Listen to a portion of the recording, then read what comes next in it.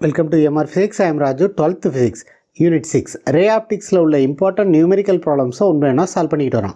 அந்த வரிசையில் அந்த வீடியோவில் எக்ஸாம்பிள் 6.19 எப்படி சால்வ் பண்ணுறது அப்படின்னு பார்க்கலாம். This is a given problem.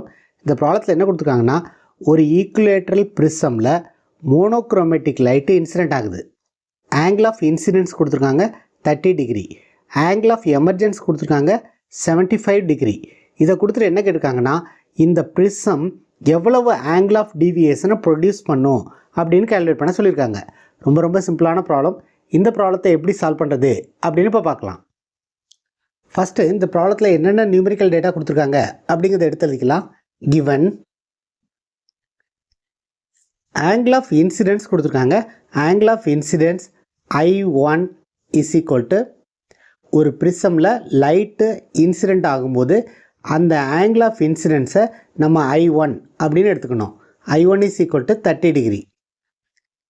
Angle of emergence கொடுத்துருக்காங்க, அதை I2 அப்படின்னு எடுத்துக்கணும். I2 is equal to 75 degree.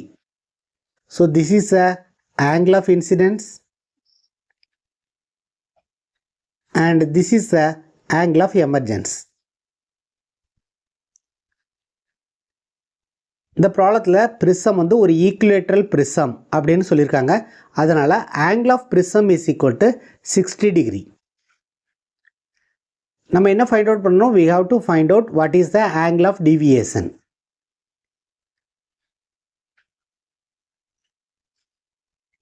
So இதுக்கு என்ன ஃபார்முலா யூஸ் பண்ணணும் அப்படின்னா, formula to be used. angle of deviation D is equal to I1 plus I2 minus A. So I1 உடைய value கொடுத்துருக்காங்க, I2 உடைய வேல்யூ கொடுத்துருக்காங்க, A உடைய வேல்யூ கொடுத்துருக்காங்க.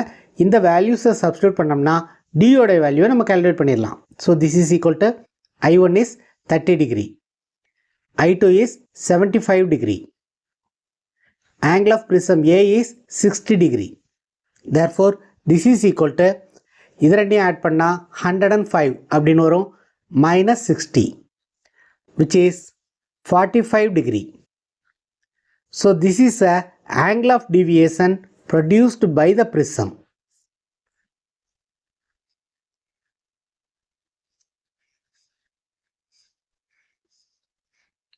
This is the answer for the given problem. ரொம்ப சிம்பிளான problem. 2 மார்க்ஸில் இந்த மாதிரியான ப்ராப்ளம்ஸ்லாம் கேட்கலாம். If you find this video is useful, please subscribe the channel, share it to your friends. If you have any doubts, comment below. அடுத்த வீடியோவில் next important ப்ராப்ளத்தை எப்படி solve பண்ணுறது அப்படின்னு பார்க்கலாம். Thank you for watching this video.